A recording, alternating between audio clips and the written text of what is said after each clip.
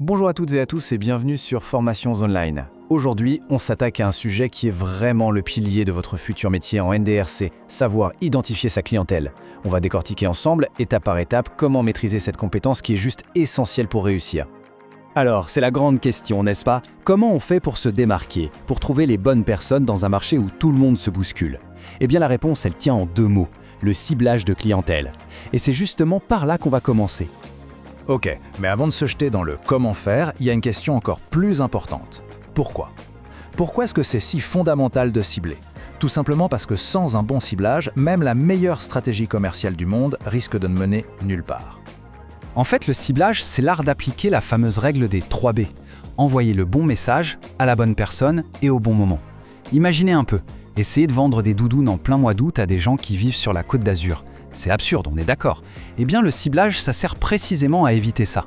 Gaspiller son temps, son énergie et son argent. Donc attention, l'idée c'est pas du tout de refuser des clients, non, c'est d'être précis, quasi chirurgical. En se concentrant sur les bonnes personnes, la prospection devient tout de suite plus simple, on arrête de jeter de l'argent par les fenêtres et surtout, on apprend à connaître ses clients en profondeur. Ça crée un véritable cercle vertueux. Allez, on passe à la pratique avec la première étape clé, la segmentation. L'idée est toute simple, le marché c'est comme un gâteau immense. Essayer de le manger d'un coup, c'est juste impossible. Alors qu'est-ce qu'on fait? On le découpe en parts plus petites, plus faciles à gérer, et surtout des parts qui se ressemblent. C'est un peu comme si on dessinait la carte d'un territoire qu'on ne connaît pas. Avant de décider où on va planter notre drapeau, on doit d'abord identifier les différentes régions. Ici les montagnes, là les plaines, là-bas les fleuves. Chaque segment du marché, c'est une de ces régions, avec son propre relief, son propre climat. Et là, attention, on arrive à un point crucial, la distinction entre le B2C quand on vend à des particuliers et le B2B quand on vend à des entreprises. On ne s'adresse pas du tout de la même manière à une personne qu'à une organisation. D'un côté, on va analyser des traits de personnalité, de l'autre, des logiques de fonctionnement. En B2C, on s'intéresse à l'individu. Bon, il y a les critères classiques, l'âge, le revenu, où la personne habite, mais là où ça devient vraiment passionnant, c'est quand on creuse dans le psychographique. Est-ce que notre client est un aventurier, un écologiste engagé, un passionné de technologie? Ses valeurs et ses centres d'intérêt nous en disent souvent bien plus que son bulletin de paie. Et hop, on change complètement de perspective pour le B2B. Là, on ne regarde plus l'individu, mais l'entreprise en tant qu'entité. C'est quoi son secteur d'activité? Est-ce que c'est une petite start-up ou un grand groupe du CAC 40? Comment est-ce qu'elle prend ses décisions d'achat? Est-ce qu'elle est en pleine croissance? Les questions sont beaucoup plus stratégiques et économiques. Bon, notre carte est dessinée, on voit bien les différentes régions. Maintenant, la question c'est où est-ce qu'on va concentrer nos efforts? Quelle est la zone la plus prometteuse pour nous? Mais attention, tous les segments ne sont pas de bonnes cibles. Un bon segment, il doit cocher 4 cases, c'est non négociable. D'abord, il doit être mesurable. En gros, est-ce qu'on peut estimer combien de personnes il y a dedans? Ensuite, est-il accessible? Est-ce qu'on a un moyen de leur parler? Troisièmement, est-il rentable? Est-ce que le jeu en vaut la chandelle financièrement? Et enfin, est-il pertinent?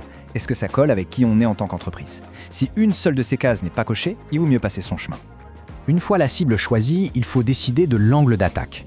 Grosso modo, soit on est comme un grand constructeur automobile et on propose un modèle différent pour chaque type de client, ça c'est la stratégie différenciée, soit au contraire on se la joue expert, on se concentre sur un tout petit marché, une niche, comme une marque de montres de plongée de luxe, là on est dans la stratégie concentrée. Évidemment, chaque choix a ses avantages et ses risques. Ok, tout ça c'est bien beau en théorie, mais en pratique, ça donne quoi? Allez, pour que ça soit bien concret, on va regarder ça avec une petite étude de cas. Imaginons une entreprise qui vend des services numériques. Son objectif, c'est de trouver de nouveaux clients. Son point de départ est immense. Toutes les PME de la région Auvergne-Rhône-Alpes. C'est beaucoup trop large. C'est un gros bloc de marbre brut, il va falloir tailler dedans pour trouver la bonne cible. Et voilà comment on commence à affiner. Au lieu de viser toutes les PME, on se dit « Tiens, et si on se concentrait sur le secteur de l'hôtellerie-restauration ?» Pourquoi? Parce que leur besoin de visibilité en ligne est criant.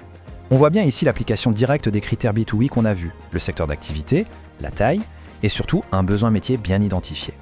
Et pour que ce soit encore plus parlant, on va faire un truc super utile. On va créer un persona, c'est-à-dire qu'on va donner un visage, une histoire à notre cible. On ne parle plus à une PME de 10 à 50 salariés, on parle à le gérant. Et ça change tout. Ça nous permet de développer de l'empathie, de vraiment comprendre ses frustrations et ses défis au quotidien. Et à partir de là, la solution qu'on va proposer, elle devient évidente. Elle est conçue pour ce gérant. Des services simples, clés en main parce qu'il n'a pas de temps à perdre, un accompagnement personnalisé parce qu'il n'est pas un expert en digital, et un retour sur investissement facile à comprendre parce que son budget est serré. L'offre est parfaitement pertinente. Voilà, on a vu tout le processus. Maintenant, pour être sûr que tout est bien en place, on va récapituler les points vraiment essentiels, ceux qu'il faut absolument retenir. En fait, il y a 5 principes, 5 réflexes à avoir. Si on maîtrise ça, on a tout compris. Premièrement, on segmente toujours avant de choisir. Deuxièmement, on choisit des critères qui ont du sens pour notre produit. Troisièmement, on vérifie nos fameuses 4 cases, le potentiel de la cible. Quatrièmement, on adapte notre stratégie. Et enfin, cinquièmement, on donne vie à notre cible avec un persona. C'est cette rigueur qui fera toute la différence sur le terrain. Tout ce travail nous amène finalement à une question essentielle, et c'est sur ça que je vais conclure. Maintenant que vous avez les outils, comment est-ce que vous décririez, vous, le client idéal? Pensez-y, en 3 critères. C'est le meilleur exercice pour vérifier si on a bien tout compris et pour commencer à mettre ces concepts en pratique.